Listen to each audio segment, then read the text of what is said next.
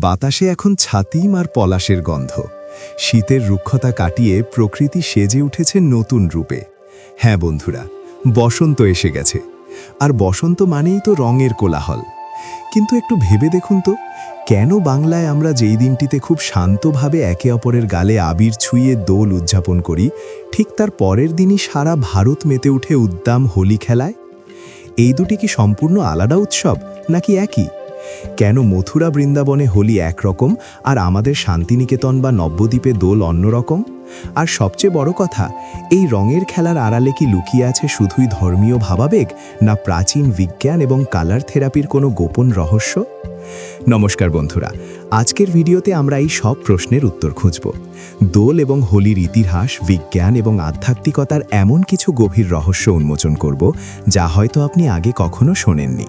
তাই একটি মুহূর্ত স্কিপ না করে ভিডিওটি শেষ পর্যন্ত দেখতে থাকুন। ভিডিওটি ভালো লাগলে লাইক করুন, কমেন্ট করে আপনার মতামত জানান। আমি যদি আমাদের অডিও নেস চ্যানেলে নতুন হয়ে থাকেন তাহলে চ্যানেলটি অবশ্যই সাবস্ক্রাইব করুন। চলে আসি আমাদের প্রথম প্রশ্নে। দোল এবং হোলি কি একই, না এর মধ্যে কোনো পার্থক্য আছে? দোল আর হোলিকে আমরা অনেকেই এক ভেবে নিই, কিন্তু এদের উদযাপনের ধরন এবং রীতিতে আকাশ পাতাল তফাৎ রয়েছে। দোলযাত্রা হলো বাংলার নিজস্ব উৎসব, নিজস্ব আবেগ। দোল মূলত শ্রীকৃষ্ণের উৎসব, যা ফাল্গুনী পূর্ণিমার দিন পালিত হয়।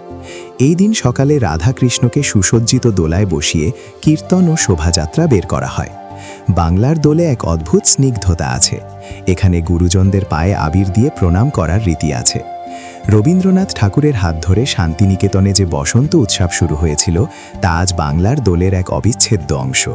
এখানে মূলত শুকনো ভেষজ আবির এবং ফুলের ব্যবহার দেখা যায়।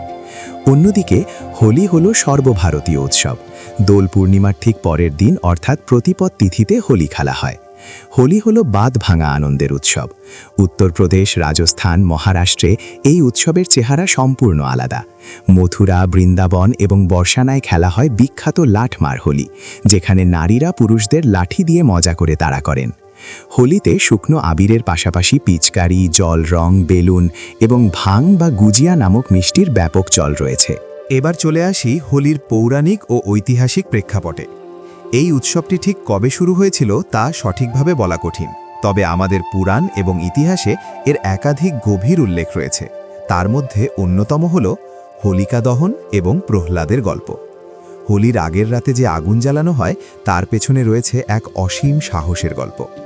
রাক্ষসরাজ হিরণ্যকশিপু তার নিজ পুত্র বিষ্ণুভক্ত প্রহ্লাদকে আগুনে পুড়িয়ে মারার চক্রান্ত করে। হিরণ্যকশিপুর বোন হোলিকা একটি চাদর ছিল, যা গায়ে জড়ালে আগুন তাকে পোড়াতে পারত না। প্রহ্লাদকে কোলে নিয়ে হোলিকা আগুনে বসে, কিন্তু বিষ্ণুর আশীর্বাদে প্রহ্লাদ বেঁচে যায় এবং হোলিকা সেই আগুনে ভস্মীভূত হয়। এই অশুভ শক্তির বিনাশ এবং সত্যের জয় উদযাপন করতেই হোলিকা দহন বা ন্যাড়াপোড়া পালিত হয়। দ্বিতীয় গল্পটি হল রাধাকৃষ্ণের খুনসুটির। হোলি বা দোল উৎসবের কথা উঠলেই সবার আগে চোখের সামনে ভেসে ওঠে রাধা আর কৃষ্ণের সেই মিষ্টি প্রেমের ছবি। কিন্তু জানেন কি, এই রঙের খেলা কিভাবে শুরু হয়েছিল? এর পেছনের গল্পটি যেমন মিষ্টি তেমনই মজার। ছোটবেলায় শ্রীকৃষ্ণ ছিলেন ভারী দুষ্টু এবং অভিমানী। কৃষ্ণের গায়ের রং ছিল মেঘের মতো কালো, যাকে আমরা শ্যামবর্ণ বলি। অন্যদিকে রাধারানীর গায়ের রং ছিল কাঁচা সোনার মতো উজ্জ্বল ফর্সা বা গৌরবর্ণা। নিজের এই গায়ের রং নিয়ে ছোট্ট কৃষ্ণের মনে ভারী অভিমান ছিল। তিনি প্রায়ই মা যশোদার কাছে গিয়ে ঠোঁট ফুলিয়ে অভিযোগ করতেন, মা, রাধা কেন এত ফর্সা আর আমি কেন এত কালো? ছেলের এই মিষ্টি অভিমান দেখে মা যশোদা হেসে ফেলতেন।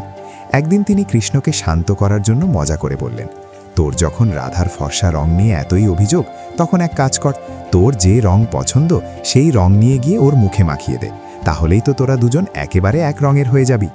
মায়ের এই কথাটি কৃষ্ণের ভারী পছন্দ হয়ে গেল। তিনি আর দেরি না করে তার সখা অর্থাৎ গোপালকদের দল নিয়ে নিজের গ্রাম নন্দগ্রাম থেকে সোজা হাজির হলেন রাধার গ্রাম বর্ষানাতে। সাথে নিলেন পলাশ ফুল দিয়ে তৈরি লাল টকটকে রং আর আবির। সেখানে গিয়ে রাধা এবং তার সখীদের ওপর আচমকা সেই রং ছুড়ে দিলেন কৃষ্ণ। রাধার সোনার মতো মুখটা মুহূর্তেই লাল রঙে রাঙিয়ে দিলেন তিনি। শুরু হলো হাসি, খুনসুটি আর রঙের দৌড়াদৌড়ি। কিন্তু রাধা আর তার সখীরাও কি ছেড়ে দেওয়ার পাত্রী? তারাও কৃষ্ণের এই দুষ্টুমির পাল্টা জবাব দিতে তৈরি হলেন। রং মাখানোর বদলা নিতে তারা বাঁশের লাঠি হাতে নিয়ে কৃষ্ণ এবং তার সখাদের তাড়া করলেন। কৃষ্ণ আর তার বন্ধুরা তখন নিজেদের বাঁচাতে ঢাল ব্যবহার করে হাসতে হাসতে পালাতে লাগলেন। জানেন কি, হাজার হাজার বছর আগের সেই মিষ্টি খুনসুটি আজও উত্তরপ্রদেশের মথুরা, বৃন্দাবন এবং বর্ষানায় বেঁচে আছে। আজও সেখানে লাঠমার হোলি খেলা হয়, যেখানে মহিলারা লাঠি দিয়ে পুরুষদের তাড়া করেন আর পুরুষরা ঢাল দিয়ে নিজেদের বাঁচান। এই পুরোটাই হয় চরম আনন্দ আর প্রেমের আবহে। আসলে রাধাকৃষ্ণের এই রঙের খেলা শুধু মজা ছিল না, এর পেছনে আছে এক দার্শনিক অর্থ, আর তা হলো ভালোবাসার রঙে যখন দুটি মানুষ রাঙা হয়ে যায় তখন তাদের মধ্যে আর কোনো পার্থক্য থাকে না। কালো ফর্সা, রাজা প্রজা সব ভেদাভেদ মুছে গিয়ে দুটি আত্মা এক হয়ে যায়। হোলি নিয়ে তৃতীয় গল্পটি হলো কামদেব ও মহাদেবের। দক্ষিণ ভারতে এই কাহিনী খুবই প্রচলিত। তপস্যারত মহাদেবের ধ্যান ভাঙানোর জন্য প্রেমের দেবতা কামদেব তার দিকে পুষ্পবাণ নিক্ষেপ করেন। মহাদেব রেগে গিয়ে তার তৃতীয় নেত্র খুলে কামদেবকে ভস্ম করে দেন। পরে কামদেবের স্ত্রী লতির প্রার্থনায় মহাদেব তাকে আবার জীবনদান করেন। এই কামদেবের পুনর্জন্ম এবং প্রেমের জয় হিসেবেও অনেক জায়গায় হোলি পালিত হয়। দোল ও হোলি নিয়ে চতুর্থ গল্পটি হল শ্রী চৈতন্য মহাপ্রভু। বাংলার বুকে 1486 খ্রিস্টাব্দের এই দোল পূর্ণিমা তিথিতেই জন্ম নিয়েছিলেন শ্রী চৈতন্য মহাপ্রভু। তাই বৈষ্ণবদের কাছে এটি গৌর পূর্ণিমা, যা দোলের আনন্দকে আরও বহুগুণ বাড়িয়ে দেয়। এবার একটা প্রশ্ন আমাদের সবার মনেই উকি দিচ্ছে যে আমাদের পূর্বপুরুষরা কি শুধু মজা করার জন্যই এই উৎসব বানিয়েছিলেন, নাকি এর পেছনে রয়েছে কোনো নিখুঁত বিজ্ঞান? আসলে শীতের শেষে এবং বসন্তের শুরুতে তাপমাত্রার হঠাৎ পরিবর্তনের কারণে পরিবেশে এবং আমাদের শরীরে ব্যাকটেরিয়া ও ভাইরাসের আক্রমণ বাড়ে। হোলিকা দহন বা ন্যাড়া পড়ার সময় যে বিশাল আগুন জ্বালানো হয় তার চারপাশের তাপমাত্রা প্রায় কয়েকশো ডিগ্রি পর্যন্ত পৌঁছায়। মানুষ যখন সেই আগুনের চারপাশে প্রদক্ষিণ করে তখন সেই তাপ শরীরের সমস্ত অলসতা দূর করে এবং বাতাসে ভাসমান জীবাণুগুলোকে মেরে ফেলে পরিবেশকে শুদ্ধ করে। দ্বিতীয় হলো কালার থেরাপি। আধুনিক বিজ্ঞান যাকে কালার থেরাপি বলে, হোলি হলো তারই এক প্রাচীন রূপ। প্রতিটি রঙের আলাদা তরঙ্গদৈর্ঘ্য আছে, যা আমাদের মস্তিষ্কে আলাদা প্রভাব ফেলে। যেমন লাল রং আমাদের শরীরে এনার্জি বা শক্তি যোগায়, হলুদ রং মস্তিষ্কে সেরোটোনিন বাড়িয়ে আনন্দ দেয়, আর সবুজ বা নীল রং মানসিক শান্তি আনে। তৃতীয় হলো আয়ুর্বেদিক ত্বকের যত্ন। প্রাচীনকালে আজকের মতো ক্ষতিকারক কেমিক্যাল রং ছিল না। রং তৈরি হতো নিম, হলুদ, কুমকুম, চন্দন, পলাশ ফুল এবং বিল্বপত্র দিয়ে। শীতের শেষে ত্বক যখন শুষ্ক ও নির্জীব হয়ে পড়ে তখন এই ভেষজ উপাদানগুলো ত্বকের ছিদ্রে প্রবেশ করে প্রাকৃতিক স্ক্রাব ও ওষুধের মতো কাজ করত। সবশেষে হোলি বা দোলের এক গভীর আধ্যাত্মিক দিক রয়েছে। অদ্বৈত বেদান্ত দর্শন অনুযায়ী আমাদের সবার আত্মাই এক, শুধু বাইরের রূপ বা খোলসটা আলাদা। দোল হলো সেই বাইরের ভেদাভেদ মুছে ফেলার দিন।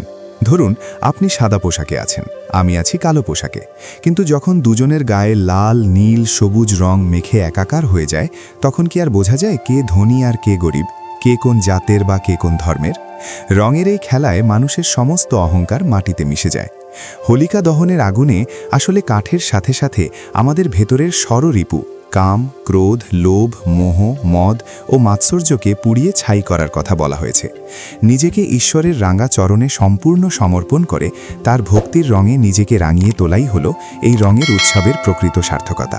তাহলে বন্ধুরা, হোলি বা দোল যে শুধুই হুড়োহুড়ি আর রং ছোড়াছড়ি তা নয়, তার গভীরে যে এত সুন্দর ইতিহাস এবং বিজ্ঞান লুকিয়ে আছে তা হয়তো আমরা অনেকেই ভেবে দেখিনি। এবারের দোলে যখন কাউকে রং মাখাবেন তখন শুধু তার মুখে নয়, তার মনকেও ভালোবাসার রঙে রাঙিয়ে তুলুন। আর হ্যাঁ, ত্বক, চোখ এবং পরিবেশকে সুস্থ রাখতে রাসায়নিক রঙের বদলে অবশ্যই অর্গ্যানিক বা ভেষজ আবির ব্যবহার করবেন। আপনাদের সবাইকে দোল পূর্ণিমা এবং হোলির অনেক অনেক শুভেচ্ছা ও ভালোবাসা। ভিডিওটি ইনফরমেটিভ মনে হলে অবশ্যই একটি লাইক দিন, পরিবার ও বন্ধুদের সাথে শেয়ার করুন এবং চ্যানেলটি সাবস্ক্রাইব করে আমাদের পাশে থাকুন। আচ্ছা, হোলির এতগুলো ঐতিহাসিক গল্পের মধ্যে কোন গল্পটি আপনার সবচেয়ে ভালো লাগলো? কমেন্ট বক্সে আমাকে এক্ষুনি জানান। দেখা হচ্ছে পরের ভিডিওতে। ততক্ষণের জন্য ভালো থাকুন, রঙিন থাকুন।